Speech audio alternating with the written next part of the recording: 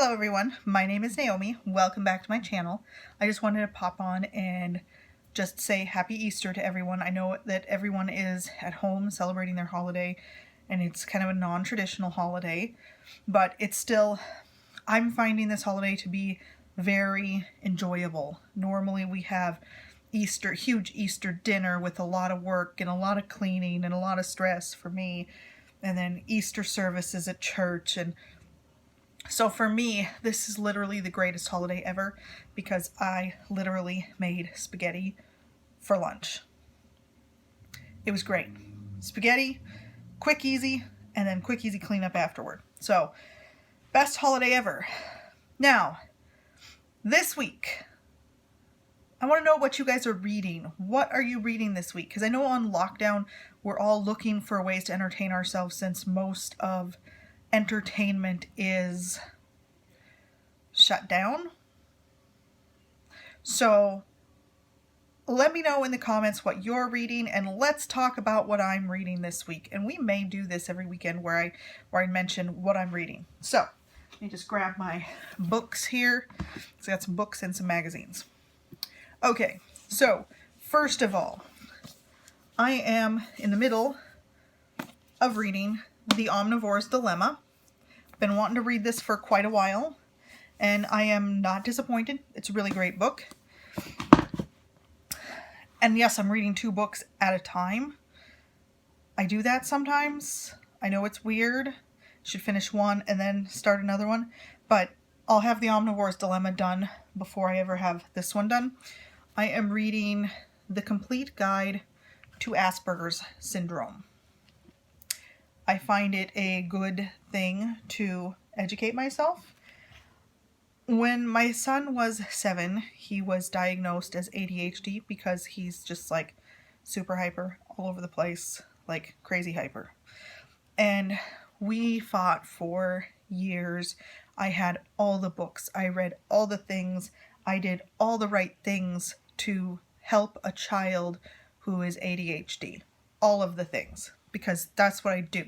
If there is something wrong or if there is something going on in my life or any new project, I fully educate myself on whatever the issue is so that I can handle things appropriately, so that I know. Because sometimes in life we don't know how to handle things, or we're faced with things that we've never faced before. And I have found it best to consult with the experts. Learn how others have successfully handled situations.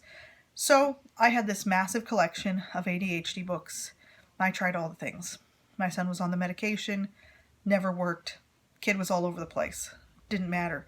No matter what we did, he was in trouble at school for being inattentive, for being forgetful, for spacing out, for not staying in his seat.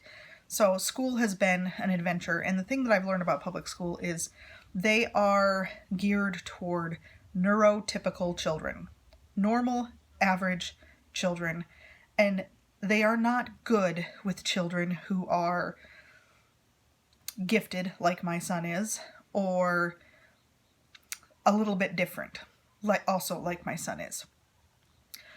So recently, because of the fact that he's in 8th grade and we're still having all the same problems, and the struggle with the school has actually gotten worse because it seems like the teachers this year have been such bullies.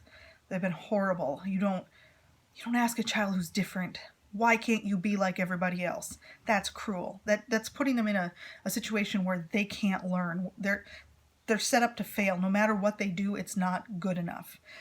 So because of just how bad things have gotten, and it's not bad like he's not acting out, he's not a behavior problem per se, but it's been such a struggle this year that we took him to a psychologist who specializes specifically in children and education problems.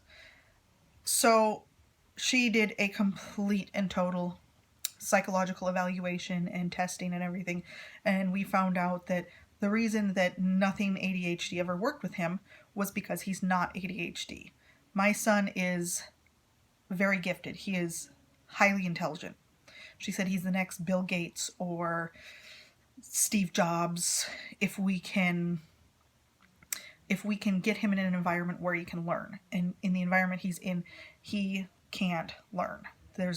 He's going to struggle. The complaint we get from him all the time is that he's bored, so he zones out. And then he gets in trouble with the teacher because he's zoned out and he's not paying attention. So the psychologist said not only is he extremely gifted, but he's also mildly autistic, what would have been known as Asperger's. So, as a mother, of course, I felt absolutely crushed.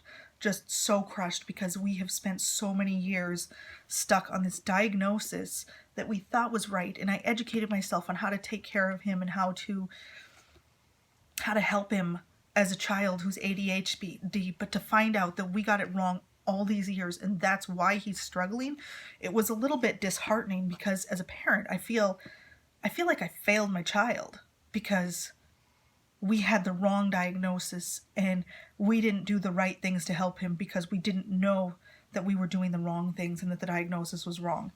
But the person who had diagnosed him was actually a counselor way back when he was 7, who diagnosed him using the direction of a psychologist. We didn't go directly with a psychologist, but we assumed that all the right steps were taken and the diagnosis was correct, and it sort of matched up. It did.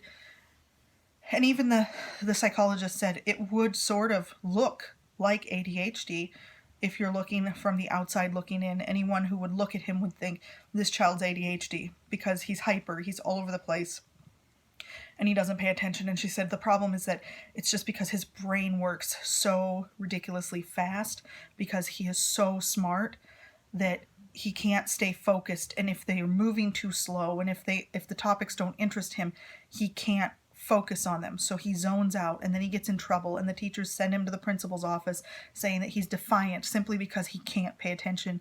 And it creates an environment where he literally can't succeed and he can't learn.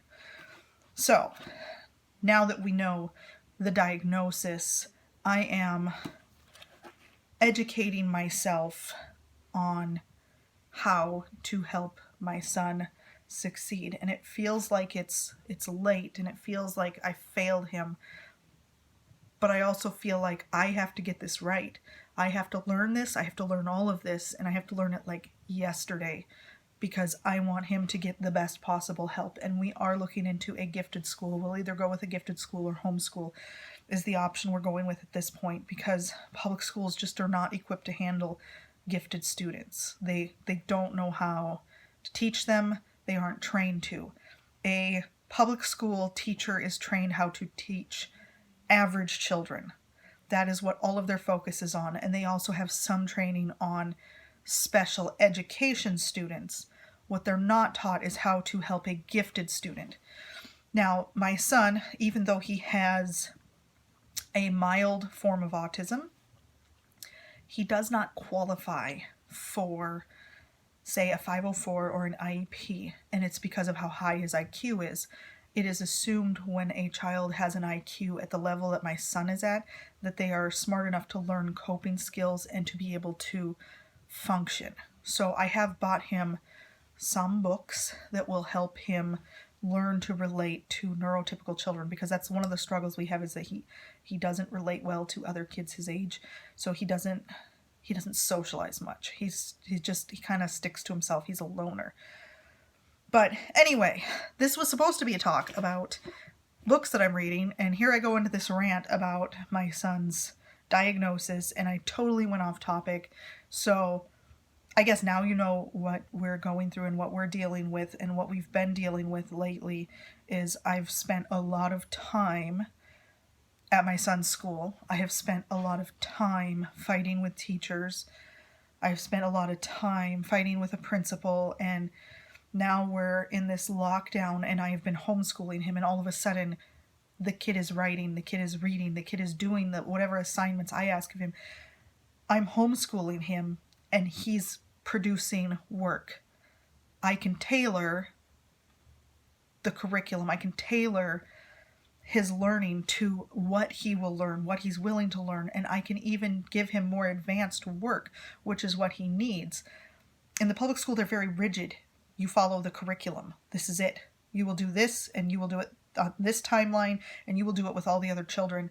And for us, this homeschooling has been such a good experience because I'm seeing that my son is indeed highly intelligent and he is learning, and I'm giving him more advanced things and he's doing it like it's nothing. So, and he can pay attention and he can do what I ask him.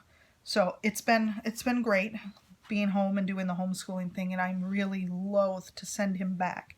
I don't want to put him back in the public school. So we are exploring a few different avenues and trying to make decisions for what is best for my son for this next school year, and it may involve homeschooling. So anyway, still, I'm totally off topic, but that's what I'm reading this week. Let me know what you're reading this week, and and of course, I read my Bible every day, and I do read magazines. I either pick them up at the store or I have subscriptions. I've got National Geographic, and the one I pick up I pick this up at the store. I should just get a subscription because it would save me a ton of money because these things are expensive. But for like $20 you can get an entire year's worth.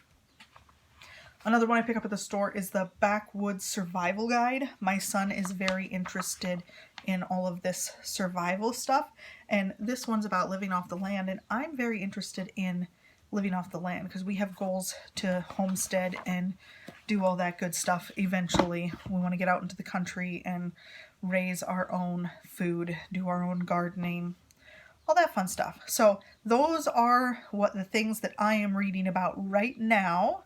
Please share with me below what you're reading and let me know how your lockdown is going right now.